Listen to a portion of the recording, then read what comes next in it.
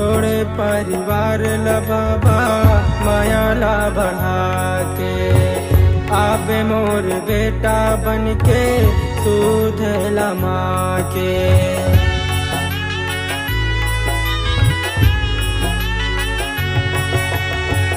छोड़े परिवार ला बाबा माया ला बढ़ा के, आबे मोर बेटा बन के सूद लमा के। सूद लमा के बाबा सूद लमा के। आज कही के रिंकू बुलाथे तोर गुन लाहे मंत गाथे।